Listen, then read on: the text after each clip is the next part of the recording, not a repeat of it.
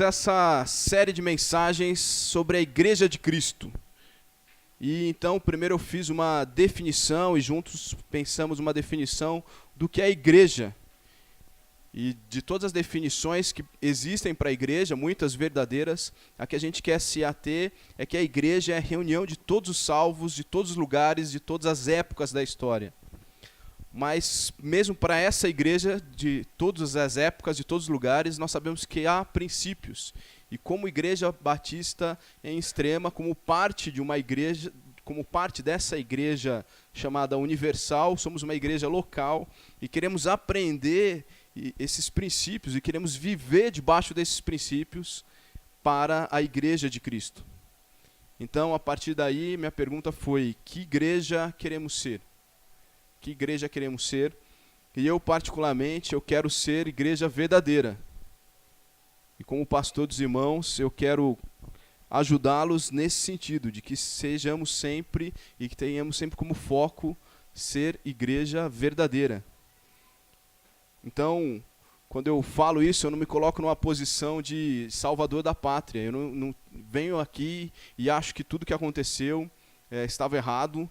E agora sim, a partir de agora, nós vamos ser igreja verdadeira. Longe de mim pensar isso. Eu creio que a igreja batista aqui em Extrema teve muito mais acertos do que erros ao longo da sua história, e por isso ela chegou até aqui como está. Por isso ela chegou firme, forte aqui como ela está. Mas ainda assim a gente precisa sempre manter o foco bem ajustado. E talvez essa série de mensagens possa ser uma série que a gente volte aí a cada 3 anos, para eu mesmo relembrar e para cada um dos irmãos relembrar o que queremos ser enquanto igreja e o que é ser uma igreja verdadeira. Então vimos em Mateus 16 3 características da igreja verdadeira. Ela não é uma lista exaustiva, tem várias características para a igreja verdadeira, mas nós começamos semana passada vendo 3 no primeiro texto em que a igreja é mencionada no Novo Testamento. E as 3 características da igreja que a gente viu, alguém lembra? Não é uma aula, mas você pode dizer se você lembra. A igreja verdadeira, ela é edificada por Deus, edificada por Jesus. Isso significa que temos que saber os princípios e os valores de Cristo para sermos uma igreja verdadeira. Nós não podemos trazer os nossos valores simplesmente para edificar uma igreja. Nós temos que saber quais são os valores de Jesus. Então isso já está bem definido. A segunda característica que vimos é que a igreja é protegida por Jesus. E aí então temos que estar junto com ele, porque se ele acha que algo é pecado, e se é pecado deve ficar fora da vida da igreja, nós como igreja devemos achar isso também, devemos lutar contra isso. Então nós lutamos contra o pecado para que também possamos ser parte dessa proteção da igreja. E a igreja é representante de Jesus. Isso exige que nós estejamos muito alinhados com a vontade de Deus. Que a gente saiba muito bem qual que é a vontade de Deus, para que a gente possa estar muito antenado e poder representar com qualidade a figura do próprio Salvador Jesus Cristo. Isso nos chama para o privilégio que é ser igreja, mas também para um grande desafio. Ele precisa ser vivido na dependência de Deus, mas também com muita dedicação, estudo bíblico e oração. Bíblia e oração. Talvez vocês um dia cansem de me ouvir falar isso, mas eu vou continuar dizendo. A vida cristã ela é simples, relativamente simples. Ela é Bíblia e oração. Bíblia e oração. Desde criança, se você foi criança na igreja, você aprendeu isso. E daí eu quero reforçar com os irmãos 3 afirmações que eu fiz na semana passada e que eu creio que nós devemos fazer enquanto cristãos. 3 afirmações, dessa vez eu coloquei aqui na... A primeira é: eu amo a igreja de Cristo e luto por ela. Você realmente ama a igreja de Cristo, então você deveria lutar por ela. Nada deveria fazer você sair da igreja de Cristo, a não ser que a igreja deixou de ser uma igreja de Cristo, deixou de procurar os valores de Cristo, deixou de procurar ser submissa a Cristo. Mas se você ama a igreja de Cristo, lute por ela, não desista da igreja. A segunda afirmação é: eu me submeto à autoridade da palavra de Deus. Nós só sabemos o que é a igreja de Cristo através da revelação de Deus. E a revelação de Deus, ela se chama Bíblia Sagrada. A revelação de Deus, ela não vai vir no seu sonho, ela não vai vir num transe, ela não vem mais. A revelação de Deus, ela está concluída. Tudo o que Deus queria revelar para a sua igreja está contido nesse livro aqui. Então cabe a nós nos debruçarmos nele e estudarmos ele. Não ficar esperando coisas sobrenaturais, né? E a terceira afirmação é: a única maneira de ser igreja verdadeira é sendo a maneira de Cristo, é sendo da maneira de Jesus. Só tem um jeito de ser cristão e é o jeito de Cristo. Não é o meu jeito, não é o jeito do Wilson, não é o jeito do seu Belmiro, não é o jeito do Francisco, é o jeito de Cristo. Só tem esse jeito de ser cristão e nós temos que buscar ser igreja verdadeira seguindo o jeito de Cristo, tá bom? Depois dessa revisão aí, eu quero ir especificamente para o tema de hoje. E meu pensamento para hoje, até como eu disse semana passada, era expor uma perícope, um parágrafo do capítulo 2 de Atos, mas eu achei que antes de fazer isso seria mais proveitoso a gente fazer um panorama no livro de Atos, perceber o desenvolvimento da igreja batista lá de Jerusalém. Não era batista, mas a igreja de Cristo lá de Jerusalém, como ela se desenvolveu e que princípios a gente pode tirar para nós hoje, Igreja Batista em Extrema, a partir do desenvolvimento daquela igreja. E depois, então, na próxima semana, se Deus permitir, a gente vai fazer essa exposição de Atos 2, 42 a 47, tá bom? Eu fiquei com esse tema no coração desde outubro do ano passado, quando eu e a Fabiola participamos da Conferência Fiel para Pastores e Líderes. E a pregação que mais me desafiou de todas que eu pude ouvir lá, eu acho que no evento foram 15 ou 17, mas a que mais me marcou foi uma com esse tema, pregada pelo reverendo Augusto Nicodemos. O crescimento da igreja em Atos. Isso tem queimado, ardido no meu coração, e eu espero que isso possa desafiar os irmãos também, percebendo como é uma igreja saudável, como ela é o desenvolvimento dela, quais características, qual é a maneira que Deus tem agido no crescimento de uma igreja, desde a primeira igreja, e isso também nos desafiar para que isso possa ser um alvo, para que isso possa ser uma meta, para que isso possa ser um parâmetro para o nosso crescimento, nosso desenvolvimento enquanto igreja cristã, enquanto igreja batista aqui em Extrema. Então eu peço que você abra a sua Bíblia no livro de Atos, deixe a sua Bíblia aberta, porque a gente vai ler vários textos de Atos, tá bom? Eu prometo que eu termino antes das 9h30, mas fique com a sua Bíblia aberta aí no livro de Atos.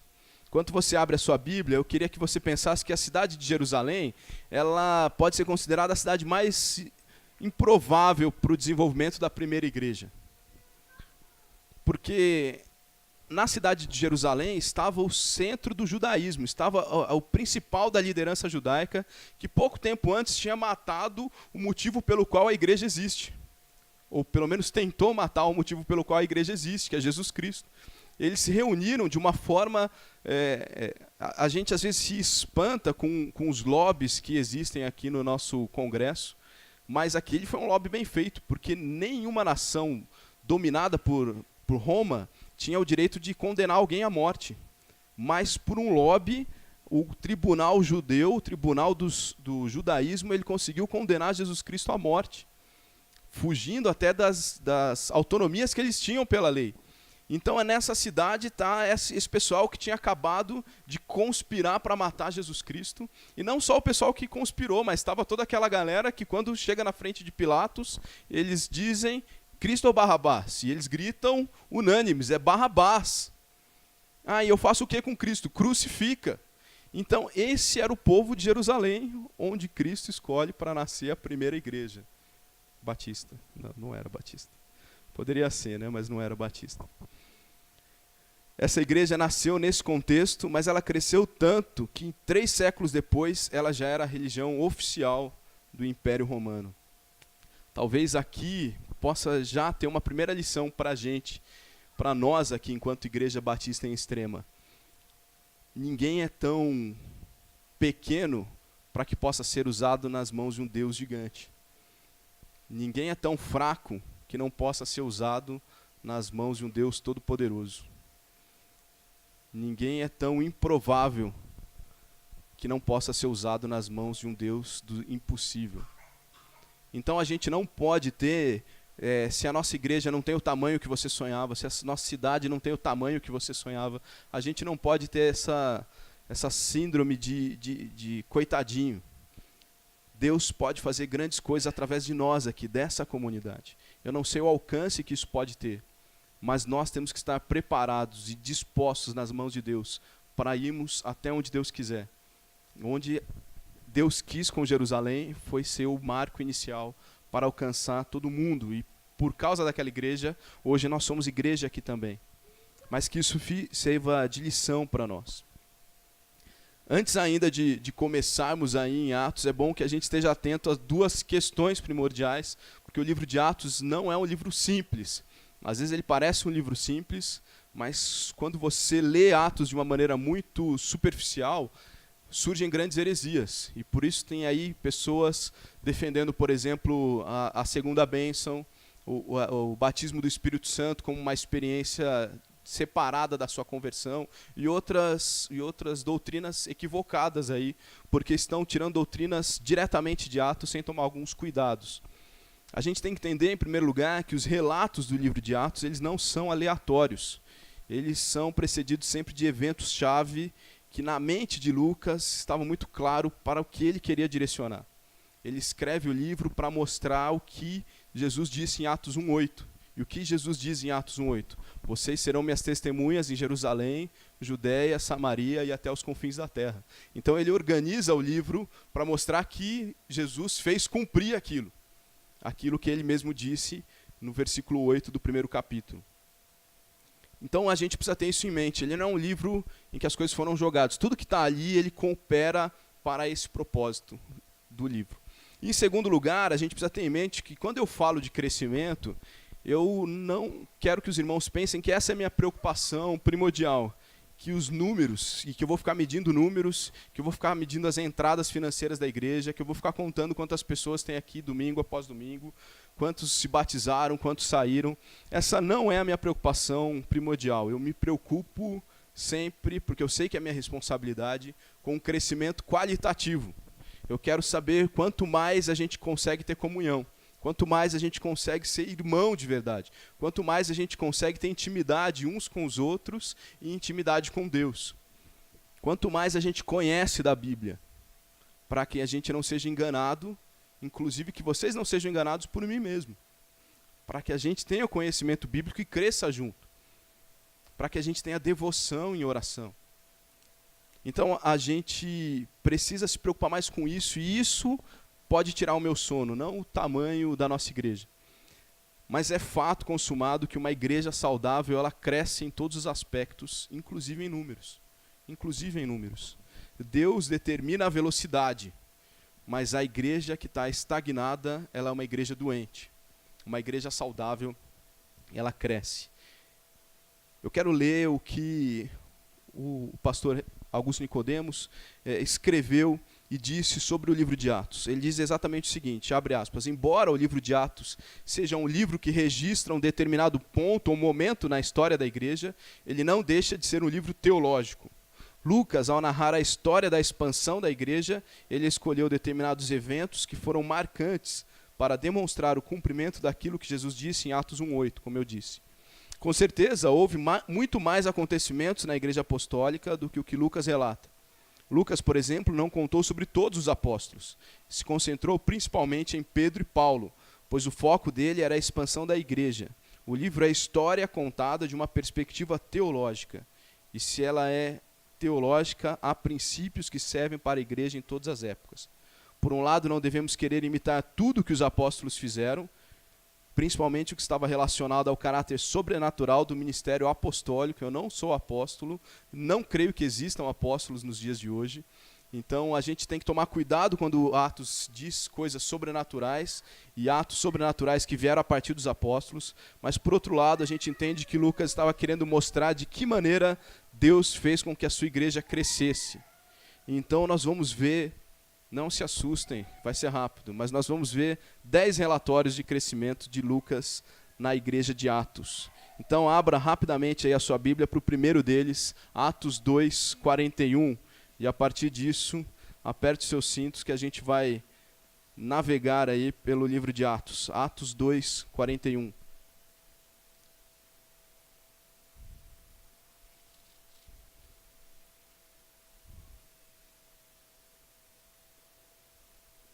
O primeiro relato de crescimento que Lucas traz no livro de Atos é esse, que diz o seguinte: então os que lhe aceitaram a palavra foram batizados, havendo um acréscimo naquele dia de quase 3.000 pessoas. O que causou esse crescimento de 3.000 pessoas em um dia? Foi um sermão que Pedro pregou, está registrado aí no capítulo 2, a partir do versículo 14 até o 36, está registrado esse sermão, e o conteúdo básico desse sermão é uma explicação do que havia acontecido com ele e com outros discípulos no chamado dia de Pentecostes. Então, no dia que eles receberam o Espírito Santo, e eles ficaram cheios de poder, e eles saem nas ruas da cidade e começam a demonstrar esse poder, e as pessoas começam a se confundir. Então, Pedro prega usando Bíblia. Ele cita Joel e ele explica. Então, ele prega de uma maneira explicativa e apontando tudo isso para Cristo, dizendo que o Messias já tinha vindo e apontando para Cristo. E a partir desse sermão, 3.000 se convertem. E esse número pode ser maior, porque uma das maneiras de contar, e a gente vai ver num dos próximos textos aí, era contar apenas os homens. Então pode ser que sejam 3.000 homens, fora as mulheres. Então o número pode ser ainda muito maior. Mas, independente do número, o importante e o mais importante da gente entender a partir desse relato é que o crescimento saudável da igreja é decorrente da pregação da palavra de Deus. A pregação que agrada a Deus. Uma pregação que agrada a Deus, ela é bíblica. Eu não posso vir aqui à frente, ou qualquer um que ocupar esse púlpito, e falar do seu pensamento, da sua ideia. Eu não posso vir aqui simplesmente para falar da matéria que eu li na revista Veja, num site que me desafiou.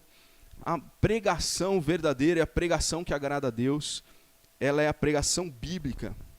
Esse livro tem que ser o alvo do nosso estudo todas as semanas. Todas as semanas. Essa pregação ela precisa ser expositiva. Ela precisa explicar as coisas. Ela precisa que seja explanado sobre o texto e trazido para a nossa realidade para que haja compreensão. A pregação bíblica ela não é uma pregação misteriosa, ela não é uma pregação que confunde, ela é uma pregação que resolve problemas e não que traz mais dúvidas ou que cria mais confusão. A pregação que agrada a Deus, ela é cristocêntrica. Ou seja, o centro de tudo isso é dar glória para Cristo, é mostrar que a gente depende de Cristo, que a gente precisa dele. E não o contrário. E ela é feita no poder e na dependência do Espírito Santo de Deus.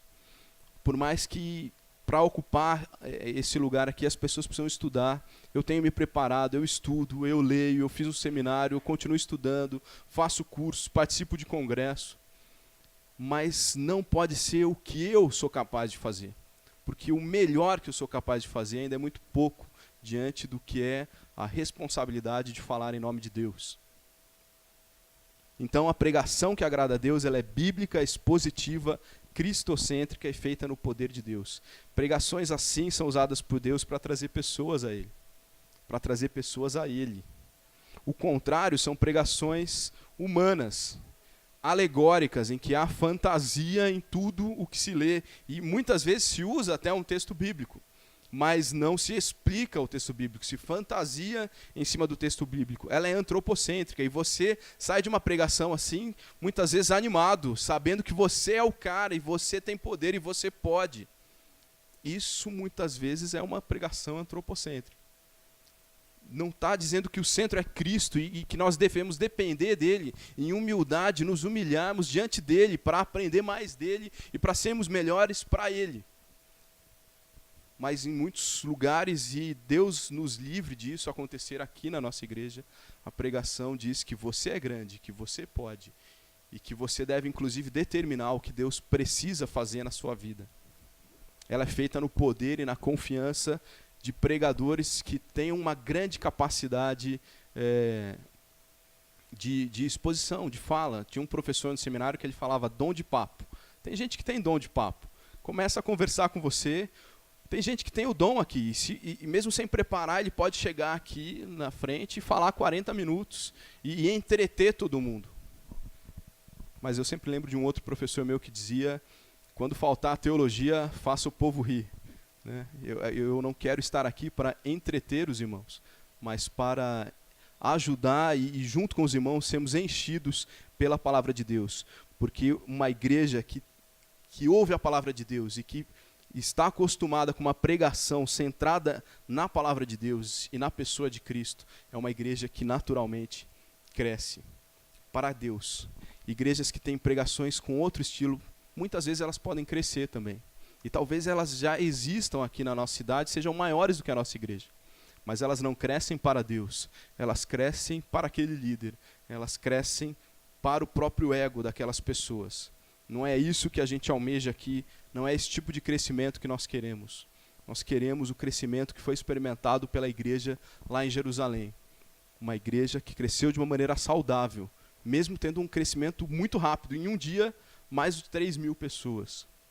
Mas ela foi focada na pregação da palavra de Deus. E por isso essas conversões podem ter sido verdadeiras.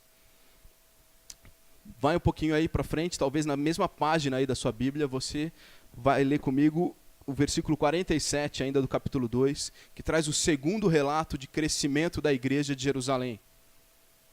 O final do versículo 47 diz o seguinte: enquanto isso, acrescentava-lhes o Senhor dia a dia os que iam sendo salvos. Enquanto isso, acrescentava-lhes o Senhor dia a dia os que iam sendo salvos. O que causou esse crescimento? O que é isso que agora é qualificado como diário, dia após dia? Então, se num dia tiveram 3.000, não foram todos os dias que vieram 3.000, mas dia a dia chegava alguém. O que é isso? A maneira como os cristãos viviam. E eu quero ler esse texto com vocês. Voltando no versículo 42, que é o que a gente pretende aí conversar semana que vem, diz o seguinte: essa igreja, esses 3.000, mais os que já tinham se convertido, eles perseveravam na doutrina dos apóstolos e na comunhão, no partir do pão e nas orações. Em cada alma havia temor e muitos prodígios e sinais eram feitos por intermédio dos apóstolos. Todos os que creram estavam juntos e tinham tudo em comum. Vendiam as suas propriedades e bens, distribuindo o produto entre todos, à medida que alguém tinha necessidade. Diariamente perseveravam unânimes no templo. Partiam pão de casa em casa e tomavam as suas refeições com alegria e singeleza de coração, louvando a Deus e contando com a simpatia de todo o povo. Enquanto essa igreja vivia desse jeito, dia a dia o Senhor ia acrescentando outras pessoas. A vida dessa comunidade cristã era algo que maravilhava aquela cidade, impressionava todo mundo que via, porque o crescimento saudável da igreja está relacionado com a vida da comunidade. Eles viviam em comunhão, eles viviam em amor e compaixão social, eles estavam preocupados se o seu irmão estava com alguma dificuldade. E mesmo quando pudesse custar caro para eles se envolverem, custar vender as suas coisas para ajudar o outro, eles faziam isso. Eles viviam em louvor e adoração, eles perseveravam na palavra de Deus. E eles tinham simpatia de todos. Isso é para mim, de tudo aqui, eu acho que é o maior desafio. Como o cristão hoje consegue, tem a capacidade, o talento de arrumar confusão e de ser mal visto na sociedade. Essa igreja aqui, as pessoas tinham a simpatia, as pessoas gostavam de estar perto dessas pessoas, deles, ainda que não crescem igual, ainda que não quisessem ir para a igreja, eles gostavam de ter o crente por perto. Como me entristece quando eu ouço algum empresário, alguém que trabalha na área de recursos humanos, por exemplo, dizendo assim: eu desisti de contratar crente para a minha empresa. Ah, porque crente dá muito trabalho. Crente é folgado. Isso é uma grande vergonha. Na verdade, as pessoas deveriam desejar isso. Os adolescentes na escola deveriam procurar os crentes para ser amigo, porque o crente, o cristão verdadeiro, ele é o melhor amigo que tem, ele é o cara que se envolve no momento da grande necessidade, ele é aquele que se envolve não por interesse, mas por amor. O funcionário cristão, ele deveria ser o melhor, porque ele sabe que independente de quem seja o chefe e quem esteja pagando o salário, tudo que nós fazemos é para o Senhor. todos os nossos recursos, independente de o que o seu olerite diga, eles vêm do Senhor para você, para mim.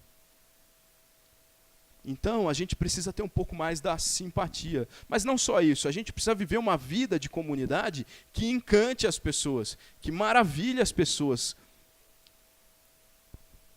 Uma comunidade como essa não passa despercebida. Ao contrário, uma comunidade que vive em desavença, de maneira egoísta, com cultos que são muito mais baderna e confusão, que não tem a palavra de Deus como elo, elas não conseguem ter a simpatia de ninguém. Então a gente precisa se analisar enquanto igreja, enquanto cristãos. Quando alguém chega na nossa comunidade, ele vai ter um ambiente favorável para ele se manter e ele poder ser exposto à palavra de Deus, e o Espírito Santo, no momento que o Espírito Santo decidir agir na vida daquela pessoa, ou as nossas comunidades, ou a nossa comunidade aqui especificamente, a nossa igreja, ela tem espantado as pessoas. O crescimento saudável da igreja está relacionado à vida da comunidade. O terceiro relato de crescimento, ele está em Atos 4, versículo 4. O bom é que de vez em quando aí vocês vão ter que virar a página da Bíblia, então vocês vão sempre poder acordar, né? Atos 4:4 diz o seguinte: muitos, porém, dos que ouviram a palavra a aceitaram, subindo o número de homens a quase 5.000. E aqui há de novo uma preocupação numérica de Lucas.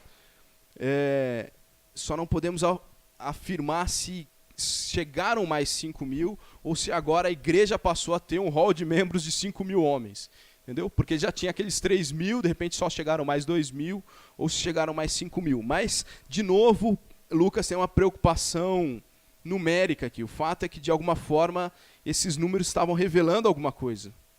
O que causou esse crescimento? O que causou esse crescimento que é espantoso? É em pouco tempo. Até aqui a gente tem pouco tempo, semanas. A gente está falando de semanas. O que causou esse crescimento? Pedro e João estavam indo para o templo e eles se encontram com um aleijado na entrada do templo e eles decidem curar aquele aleijado, e isso gerou um rebuliço. E Pedro, ele era um pastor também, né? Além de apóstolo, ele era pastor, porque ele não pode ver um grupo de gente assim, que ele já aproveitou e foi pregar de novo. Então ele aproveitou que tinha uma confusão, juntou uma galerinha ali, então ele falou, agora eu vou pregar de novo. E Pedro prega. E assim eles são, e prega na frente do templo, e isso aumenta ainda mais a confusão. Então a liderança judaica chega até eles e começa a combatê-los. Tanto pelo fato deles terem pregado ali, mas principalmente por eles terem curado ali. Mas Pedro corajosamente enfrenta essa liderança. Porque o crescimento saudável da igreja, ele é decorrente da coragem dos discípulos de viver um evangelho, mesmo quando possa custar a sua própria vida. Esse é grande, eu vou repetir. O crescimento saudável, ele é decorrente da coragem dos discípulos de viver o evangelho, mesmo quando possa custar a própria vida. Vejam que diferença há em Pedro. O Pedro que antes, quando Jesus foi preso, ele fugiu, ele andava pelos cantos, ele se escondia. E quando foi reconhecido, ele negou, com medo. Mas agora esse mesmo Pedro, na praça que havia ali no templo, na entrada do templo, na frente de um monte de gente, quando ele é questionado e ele poderia ter o mesmo destino que Jesus, ele agora com coragem, ele admite, ele se assume, e ele prega, e ele reconhece, e ele enfrenta.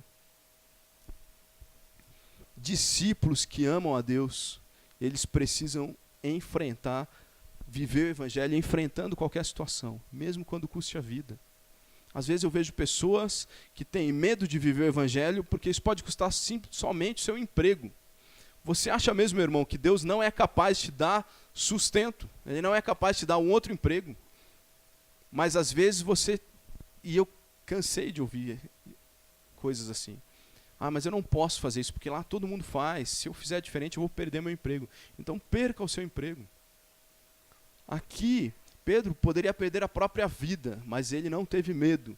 E corajosamente ele enfrentou aquela liderança que há pouco tempo atrás, poucas semanas atrás, tinha condenado o próprio Cristo à morte, sem culpa nenhuma. Se como cristãos nós tivéssemos coragem de enfrentar qualquer consequência, nosso evangelismo certamente ia ser diferente. Nosso relacionamento com os incrédulos certamente ia ser diferente. E isso ia atrair a atenção das pessoas. Mas, na verdade, o que eu acho é que o mundo tem nos visto muito satisfeitos. Satisfeitos nos nossos templos, que cada vez se tornam mais confortáveis. Satisfeitos com as nossas vidas, que cada vez se tornam mais estáveis. Satisfeitos, acomodados, só esperando Jesus voltar. Mas discípulos que vivem o Evangelho podem pagar um preço. E precisam estar dispostos a pagar um preço. O crescimento saudável da igreja, ele acontece quando eu e você, que somos discípulos, temos essa coragem de pagar esse preço, seja ele qual for. Mais um relato está lá no mesmo capítulo 4, versículo 32.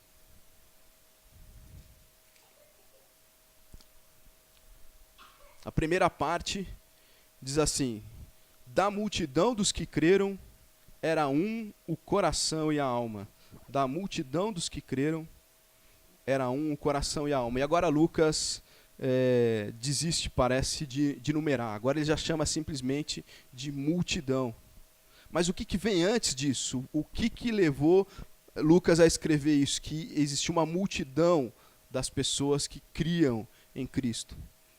Pedro e João, então, eles foram presos e depois apresentados diante do Sinédrio para apresentar a defesa deles por conta dessa situação que a gente viu agora, dessa pregação e dessa cura. Quando eles foram soltos, eles se encontraram com a igreja e a igreja ora pedindo o quê? Coragem, intrepidez para anunciar a palavra de Deus. Eles viram que o exemplo de Pedro foi, ele teve coragem de se posicionar como cristão quando ele tinha muito a perder, e ele acabou preso por conta disso.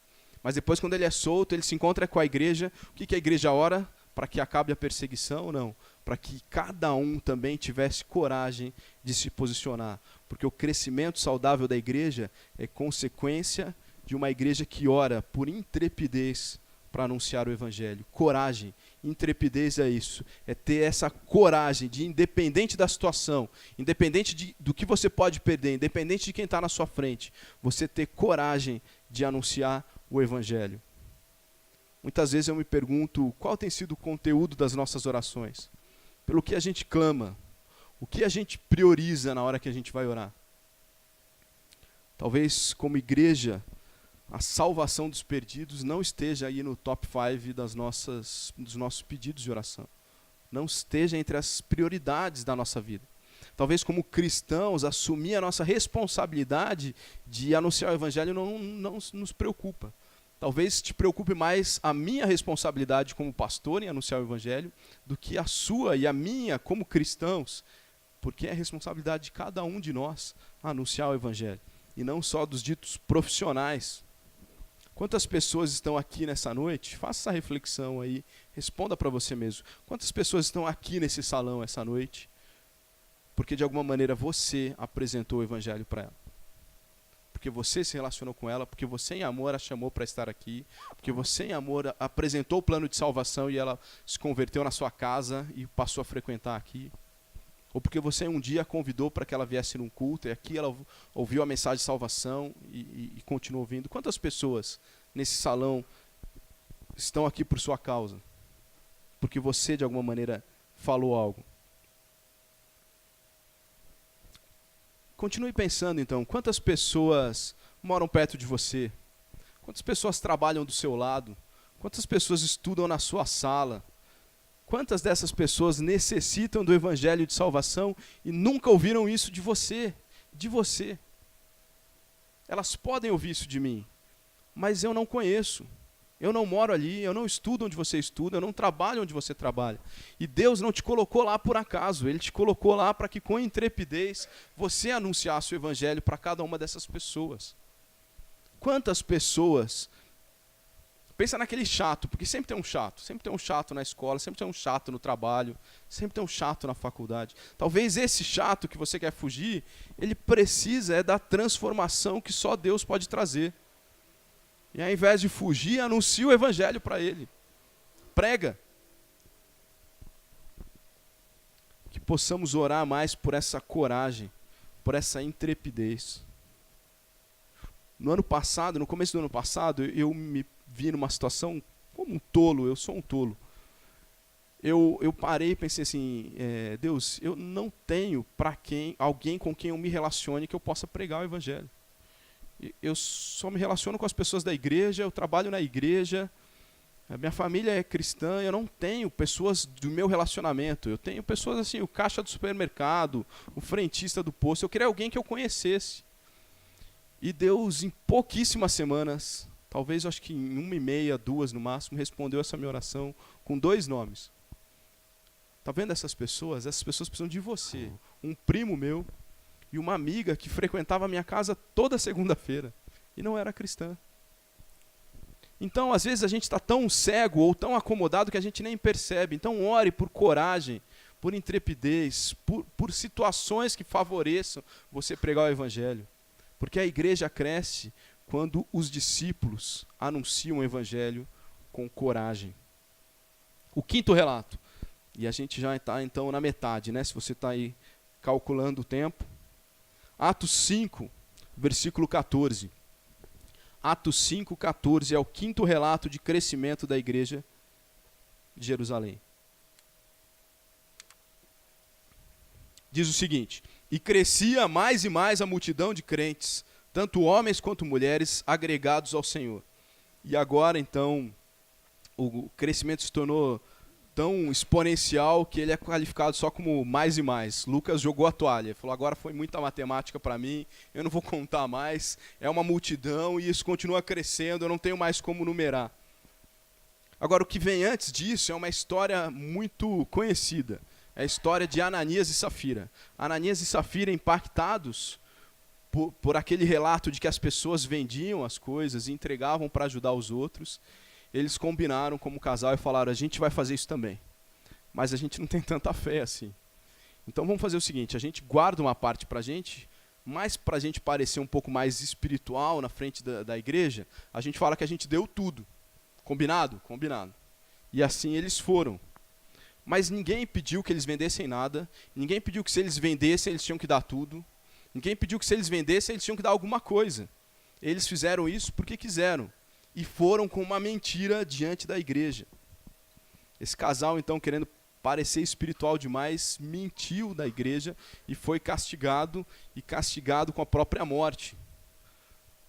Porque, como a gente já viu também semana passada, Deus é sério com o pecado. Se a igreja não tiver em harmonia a ponto de perceber isso, lutar, combater, exortar, Deus vai fazer isso. Porque Deus leva o pecado a sério e pune o pecado com seriedade. E é interessante a gente perceber também que nesse relacionamento aí com Ananias e Safira, Pedro ele não está mais preocupado com o dinheiro, com o que poderia dar. Talvez essa fosse a preocupação da maioria dos líderes cristãos hoje. Talvez essa pudesse ser, e Deus me livre disso, a minha preocupação.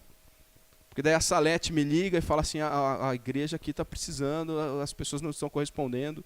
Aí chega uma pessoa e fala assim, eu vendi, dei tudo. E ainda que Deus me diga que não é tudo, eu vou falar assim, é melhor ficar com uma parte aqui, o pessoal achar que é tudo, né? Pelo menos resolve a situação. Mas Pedro não estava preocupado com isso, não. Pedro estava ciente de que a obra da igreja ia continuar, independente daquele dinheiro. Ele está preocupado com a moral. Ele está preocupado com o pecado. E a nossa quinta lição aqui é que o crescimento saudável da igreja ele está relacionado com a santidade dos membros. Porque a morte de Ananias e Safira não foi uma questão de dinheiro. Não tente ler esse texto assim. Eles não morreram porque eles não deram tudo. Eles morreram porque eles mentiram. E porque eles quiseram manipular a igreja de Cristo. O crescimento saudável, ele não pode ocorrer a qualquer custo. E por isso, a lição para nós hoje é disciplinar o rol de membros, ele pode trazer uma diminuição no primeiro momento. mas ele faz com que a igreja cresça, e cresça de uma forma saudável. Vejam os versículos 11 e 14 do capítulo 5. Versículo 11 diz assim, ó, sobreveio grande temor a toda a igreja e a todos quantos ouviram a notícia desses acontecimentos. E crescia mais e mais a multidão de crentes. O temor diante da pureza que Deus espera para a sua igreja não espantou, talvez espantou alguns, mas no final e no geral trouxe crescimento para a igreja de Cristo. A igreja precisa temer o pecado. E por isso, quando há pecado dentro da igreja, a gente disciplina. E a gente tem que continuar disciplinando, para que aquela pessoa abandone o seu pecado e possa ser restaurada. Mas para que todos os outros vejam e aprendam com o exemplo daquele e tenham medo do pecado. A nossa postura diante do pecado tem que ser de medo. Não é de coragem, não é de confiança, não é de enfrentamento. A gente tem que correr. Assim como José, diante da esposa de Potifar, ele correu. Ele não enfrentou, ele fugiu. Porque diante do pecado a gente foge. Porque quem enfrenta e vence o pecado é Jesus. Seus discípulos, eles fogem e correm para Jesus, para que não caiam no pecado. Veja que quando há temor, há percepção da presença de Deus. Uma igreja verdadeira, ela é séria. Ela trata pecado como pecado. Ela segue os passos de Mateus 18. A gente não vai sair aqui matando as pessoas, nem expondo o pecado das pessoas. A gente vai seguir o que a própria Bíblia orienta. Depois, com calma, você pode ler Mateus 18 para entender quais são esses passos se você ainda não conhece. A diferença no tratamento entre os incrédulos e os cristãos. Porque com os incrédulos a gente precisa ser simpático, a gente precisa se relacionar. Mas com os cristãos, além da simpatia, a gente tem que ter firmeza, a gente tem que ser incisivo nessa disciplina, a gente tem que ser sério, a gente tem que ser às vezes até cirúrgico. Mas com os não crentes, não. O problema é que às vezes a gente está querendo impor os valores cristãos para pessoas que nem reconhecem que Deus existe, mas para aquele que é cristão e que se denomina cristão, nós somos um pouco ou muito mais flexíveis. Nós precisamos demonstrar a seriedade com que nós tratamos o pecado, para que entre nós aqui haja temor, e para qualquer um que vê de fora temer a Deus, saber que Deus é sério, que Deus é santo. Porque o crescimento saudável da igreja ele está relacionado com a santidade dos membros dessa igreja. Capítulo 6, versículo 7. Eu vou acelerar um pouco mais, tá bom? Capítulo 6, versículo 7 diz: crescia a palavra de Deus, e em Jerusalém se multiplicava o número de discípulos. Também muitíssimos sacerdotes obedeciam à fé. E dessa vez o crescimento é atribuído à palavra de Deus, e não simplesmente à igreja. Mas como a gente já viu no primeiro ponto, as duas coisas elas estão intimamente ligadas. Quanto mais se prega a palavra, a igreja também cresce. Qual o fato que liga esse crescimento? Que inclusive é interessante, ele diz que atingiu os sacerdotes judeus. Então, não era uma religião de indoutos, de pessoas sem cultura. Era de pessoas que conheciam a religião, era de pessoas que conheciam o Antigo Testamento, eram de pessoas estudadas. E essas pessoas agora também estavam se convertendo, porque cristianismo não é coisa de pessoas sem cultura, não. Cristianismo é coisa de pessoas que com o coração quebrantado se reconhecem pecadores diante de um Deus todo-poderoso e criador. Ela não tem nada a ver com a sua capacidade intelectual, não. E ao longo da história, Deus tem dado muitas pessoas muito piedosas, sem cultura nenhuma, como bons exemplos de cristãos para a gente, mas Deus também tem dado pessoas com capacidade intelectual muito, muito acima da média e com um coração também piedoso, como excelentes exemplos de cristãos para a gente. Mas o que antecedeu esse fato foi a escolha dos diáconos. Havia ali, então, na igreja um problema com relação ao alcance da ação social e que gerou murmuração. E murmuração é uma coisa que atrapalha a igreja. Se tem uma coisa que atrapalha a igreja, é murmuração, é gente reclamando. Ela tem uma capacidade de dividir a igreja. Muitas igrejas foram divididas por causa da murmuração. Você sabe como funciona a murmuração? Murmuração ela é assim, ela começa com alguma coisa pequena e normalmente uma situação real. mas pequena. E ela começa a crescer e acrescentar fantasia no meio dela, e de repente ela contaminou toda a comunidade.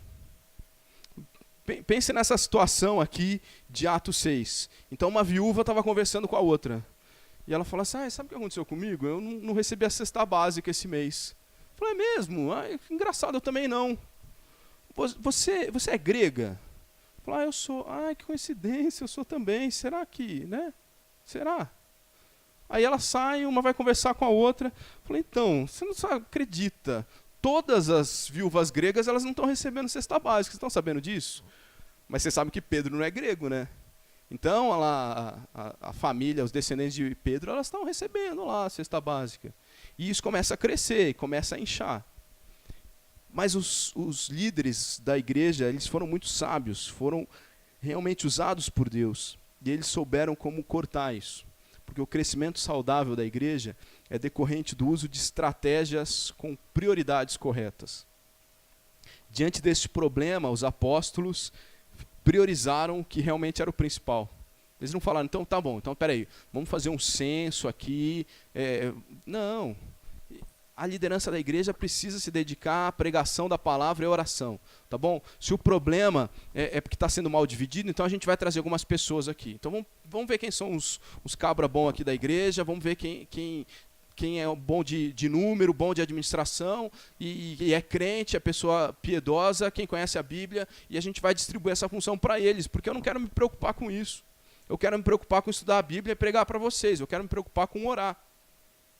E a ação social é responsabilidade da igreja, mas não é responsabilidade exclusiva da liderança. Então a gente pode fazer isso. E como eles escolheram o que era principal, Deus honrou essa decisão e a igreja continuou crescendo. É o que diz o versículo 7. Muitas vezes nossas prioridades, elas são as próprias estratégias. 5 passos para isso. 3 métodos para aquilo, não tem? Igreja em célula, igreja com propósito, igreja sem propósito, igreja de propósito, sei lá. E o método, ele vira o alvo da igreja em si. A igreja vive pela estratégia. E a pregação da palavra é esquecida, a oração é deixada em segundo plano. Uma igreja precisa de estratégias, mas elas não devem ser o centro. Elas não podem ser um fim em si mesmo. E elas não podem superar a prioridade da igreja, que é a pregação da palavra e a oração. Atos 9, 31, o 7º relato.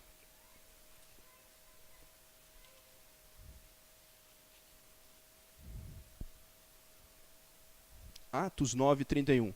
A igreja, na verdade, tinha paz por toda a Judéia, Galiléia e Samaria, edificando-se e caminhando no temor do Senhor e no conforto do Espírito Santo, crescia em número. E agora a gente vê que a igreja já extrapolou Jerusalém. Elas são igrejas filhas de Jerusalém, mas agora ela já está na Judéia, na Galiléia, na Samaria, na região. Ela alcançou toda a região. O que temos antes é a história de Saulo, o jovem que havia dedicado a sua vida para perseguir a igreja. E eu sei que tem gente que ora por perseguição. Você ora para que a igreja seja perseguida? Você já fez essa oração? Faça isso não, meu irmão. Igreja perseguida sofre demais. Tem gente que acha que a igreja brasileira ia ser melhor se ela fosse perseguida. Eu acho que, talvez por essa liberdade, pode ser que um dia ela seja perseguida, mas, na verdade, quem não confronta ninguém nunca vai ser perseguido, né? Mas a gente tem casos, tem muitos relatos de que a perseguição fortaleceu a fé de muita gente, mas a gente também tem relatos de que a perseguição constante e prolongada, institucionalizada, ela mata a igreja em determinados contextos. Essa é a história, por exemplo, recente da Coreia do Norte. Essa é a história recente da China. Uma perseguição institucionalizada que se prolonga, ela mata a igreja. Então a gente não pode orar pela perseguição da igreja, não. A não ser que a gente queira morrer como igreja. Mas se a gente quer crescer como igreja, a gente deve fugir da perseguição. Deus nos livre de ter essa perseguição aqui. Mas Ele nos dê graça de sabermos aproveitar essa liberdade que a gente tem e a intrepidez que a gente deve orar para que a gente tenha, para a gente se posicionar para a gente se posicionar, inclusive, contra o movimento eclesiástico falso que existe por aí, contra igrejas que anunciam um falso evangelho. Como, por exemplo, os reformadores fizeram no século XVI. Porque a igreja cresce de uma maneira saudável, ou o crescimento saudável da igreja ele é decorrente de condições preparadas por Deus. A gente vê aqui no versículo 31 que a igreja tinha paz. E esse princípio é um pouco diferente do que a gente viu até aqui, porque talvez ele não tenha uma participação ativa da igreja. Em Atos a gente vê que Saulo era a personificação da pregação. Versículo 3 do capítulo 8 diz que ele assolava a igreja, ele estava destruindo. E se esse moço continuasse, ele era jovem ainda, ele poderia ter matado algumas igrejas, algumas comunidades locais. Mas porém, esse Saulo foi convertido e ele passou a pregar o evangelho e com a conversão dele a igreja desfrutou de paz. Creio que a grande lição aqui é que devemos trabalhar como se tudo dependesse de nós.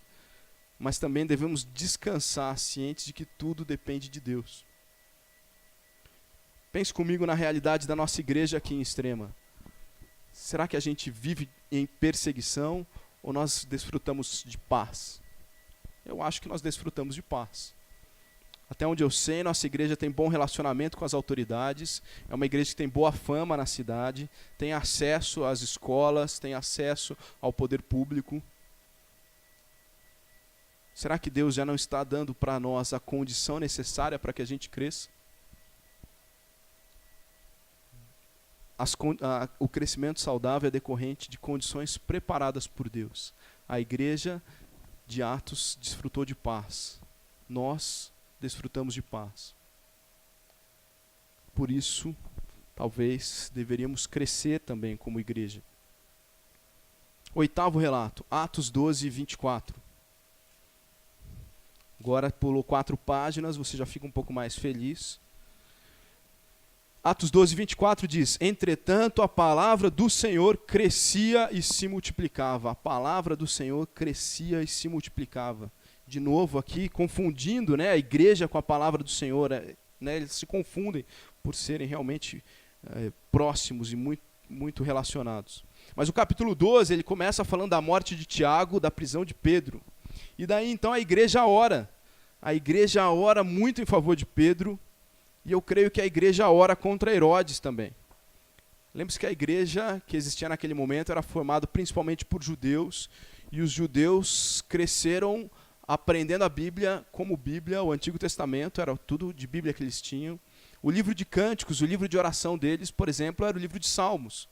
E ali nos Salmos existem os salmos que são chamados salmos imprecatórios, onde você clama pela justiça de Deus e clama para que Deus venha e intervenha contra o que está atrapalhando a igreja, contra o que está perseguindo a igreja. Então, o que acontece com essa igreja que estava clamando, que estava orando? Pedro, sobrenaturalmente, é liberto da prisão. De repente, ele é liberto. E Herodes vê um anjo, o anjo toca nele e ele morre. Então, de uma maneira sobrenatural, Deus responde os 2 grandes problemas. Aquele que estava querendo matar a liderança da igreja, Herodes, e aquele que estava atrapalhado de cumprir a sua função como líder da igreja, Pedro, porque estava preso. E a gente então aprende que, mesmo dependendo de Deus, o crescimento saudável da igreja ele é decorrente da providência de Deus contra os inimigos da igreja. Novamente, aqui a gente vê uma lição, uma ação divina muito clara. Se antes a ação divina foi convertendo o inimigo da igreja, agora foi eliminando um outro inimigo da igreja. Mas o fato é que a resposta do Senhor veio no meio de muita oração. Versículo 12 do capítulo 12 diz que as pessoas estavam congregadas e oravam. E quando o povo de Deus ora, sabe o que acontece? Deus responde. Quando o povo de Deus ora, Deus age. Eu não questiono, de novo eu quero saber qual o conteúdo na nossa oração. A gente ora por intrepidez para pregar o evangelho? A gente ora para que Deus se levante contra os inimigos da igreja? A gente deve sim clamar pela justiça de Deus. Se Deus fará a justiça convertendo um inimigo ou eliminando ele, não é responsabilidade minha e sua. Você não deve orar para que as pessoas morram. mas você deve orar para que os inimigos da igreja caiam por terra. E daí Deus vai definir como que ele vai responder a sua oração. Se é com uma conversão ou se é com uma morte. A responsabilidade e a escolha não é sua, nem minha. Mas nós devemos orar incessantemente pela manifestação da providência de Deus. Porque é assim que a igreja cresce de uma maneira saudável. O nono e penúltimo relato de crescimento da igreja está no capítulo 16, versículo 5. 16:5 diz o seguinte: assim as igrejas eram fortalecidas na fé e dia a dia aumentavam em número. De novo o relato dia a dia, né? E nesse caso a gente precisa olhar para um contexto um pouco maior.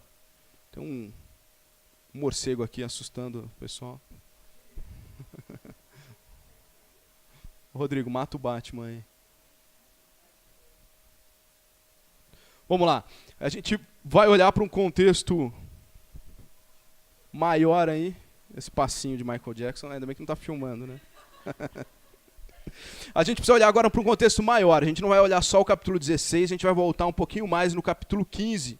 E a gente vê que no capítulo 15 houve uma grande discussão teológica na igreja, e pela segunda vez na história da igreja, houve uma possibilidade de racha muito grande. A primeira foi a questão da distribuição dos mantimentos, e agora essa questão de como os gentios iam entrar na igreja. Como ser igreja sem se confundir com o judaísmo, era a pergunta que eles estavam fazendo ali. Isso pode parecer simples para a gente hoje, mas era um assunto muito sério e que o versículo 7 do capítulo 15 diz que gerou um grande debate. E existia realmente um potencial para um grande racha na igreja. Mas orientados pelo Espírito Santo, a liderança tomou uma decisão que levou em consideração o respeito e o amor. Os judeus cederiam um pouco, os gentios cederiam um pouco, e assim poderia haver harmonia. Porque o crescimento saudável da igreja é consequência da capacidade da igreja em resolver seus problemas internos. A igreja precisa desenvolver essa capacidade de resolver problemas. Principalmente os problemas, ou estritamente os problemas que não são essenciais à fé. E a gente precisa resolver isso de uma forma conciliatória. Eu tenho vergonha de como batistas, às vezes, tem a fama, uma terrível fama, de que a gente só cresce dividindo igreja. E só tem uma segunda igreja na cidade porque a primeira rachou. Onde está a nossa capacidade de resolver problemas? A gente precisa continuar lutando por questões essenciais. E que são questões essenciais? Somente a Bíblia é suficiente, por exemplo. Somente a graça salva. Somente a fé nos leva a essa salvação. Somente Cristo é mediador entre Deus e os homens. Somente Deus é digno de receber a adoração. Essas questões são questões essenciais. A gente não vai conciliar nessas questões. Nessas questões a gente tem que ser duro. Mas fora isso, a gente precisa ser mais condescendente. A gente precisa buscar equilíbrio. Às vezes a gente está brigando porque é hino ou cântico. Às vezes a gente está brigando porque é com gravata ou sem gravata.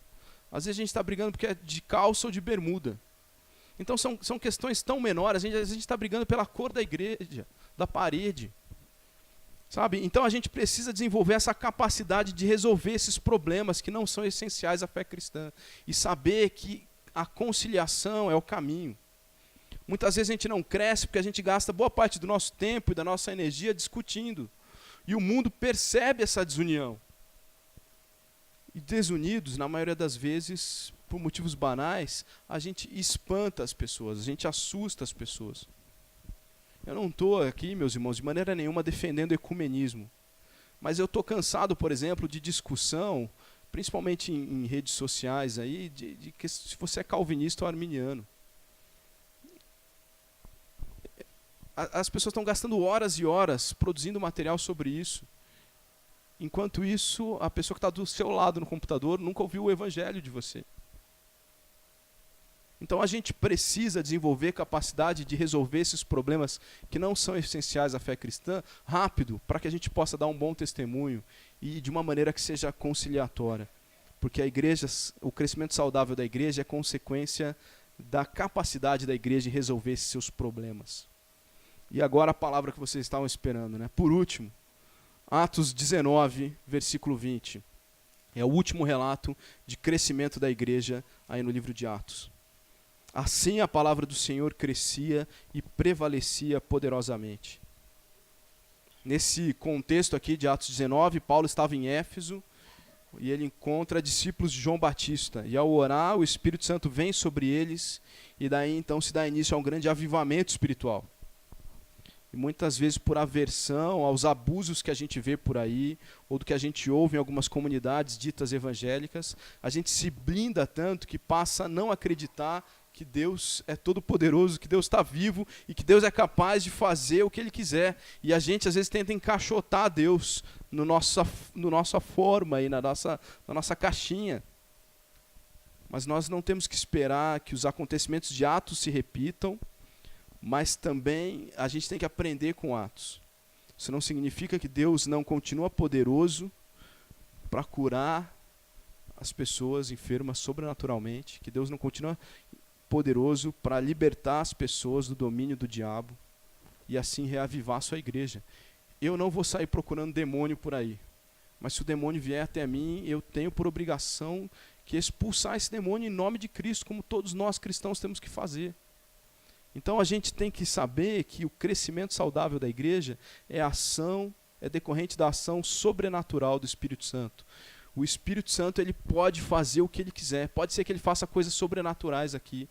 E se ele fizer coisas assim, infelizmente tem gente que vai embora, porque ele vai se espantar com a ação do Espírito Santo.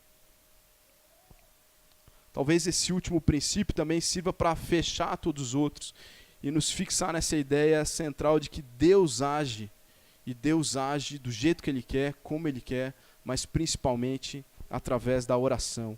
Um dos fatores que cooperaram na minha decisão de vir para essa igreja foi a oração. Eu vim aqui numa reunião de quarta-feira de oração e eu vi que nessa reunião as pessoas faziam o quê? Oravam. E eu fiquei espantado. Porque nas igrejas hoje as pessoas se reúnem na reunião de oração para ter um estudo bíblico, para compartilhar os seus pedidos por 45 minutos e depois fazem 2 orações. E aqui eu vi que as pessoas oravam, e daí eu fui nos pequenos grupos agora, já pude passar nos 3, e eu vi que nos pequenos grupos as pessoas oram. E a gente vem aqui de terça de manhã, a gente conversa, toma um café, mas depois a gente gasta o mesmo tempo que a gente gastou tomando café e conversando, a gente gasta orando. Porque quando a gente ora, Deus responde, e o Espírito Santo age de maneira sobrenatural, como Ele quiser. Eu não sei se Ele vai agir de maneira sobrenatural, com as pessoas sendo curadas aqui. Pode ser que Ele queira fazer isso, pode ser que não. Eu não sei como vai ser, mas quando a igreja ora, Deus dá o crescimento sobrenatural para a sua igreja. Quando a gente passa a depender de métodos, nós tentamos limitar nosso Deus. E não percebemos que Ele tem o livre agir. Ele tem liberdade e Ele tem formas diversas. E a gente viu aqui 10 maneiras diversas de como Deus usou para que a igreja dele crescesse. Isso não é uma fórmula que a gente tem que buscar. Enquanto a gente não tiver essas 10 passos aí, a nossa igreja não vai crescer. Pode ser que Deus escolha um desses métodos aqui. Pode ser que Ele escolha 5. Pode ser que aconteça os 10 e a gente veja os 10. Mas o que a gente não pode é tentar limitar a ação de Deus. Deus tem liberdade para agir. Mas aqui a gente vê que Deus age através da sua revelação. Deus agirá. Mas Deus agirá através da pregação da palavra. Deus vai agir, mas Ele vai agir através da oração fervorosa e insistente do seu povo. Deus vai agir, Ele vai agir aqui em Extrema, mas Ele vai agir através de igrejas que tenham vida espiritual saudável. Igrejas que levam o pecado a sério, que o pecado é extirpado. Deus vai agir aqui em Extrema, mas Ele vai agir através da nossa disposição de renunciar a tudo. Até a própria vida, se for o caso. Por amor a Ele, e assim a gente pregar o Evangelho, assim a gente orar por intrepidez. Deus vai agir através da luta pela pureza da sua igreja local, através do exercício da disciplina. Ele vai agir através de ministros que foquem na prioridade para a qual foram chamados. Ele vai agir através da paz e do amor, pelo respeito que deve brotar de dentro da comunidade dos santos. Eu sei que Deus vai agir aqui em Extrema, mas Ele está demonstrando, através da sua revelação, algumas maneiras pelas quais a gente pode preparar o ambiente para que Deus haja, para que Deus trabalhe. Que Deus nos capacite para ser essa igreja, a igreja que poderá ver o agir de Deus para a glória do próprio Deus. Amém?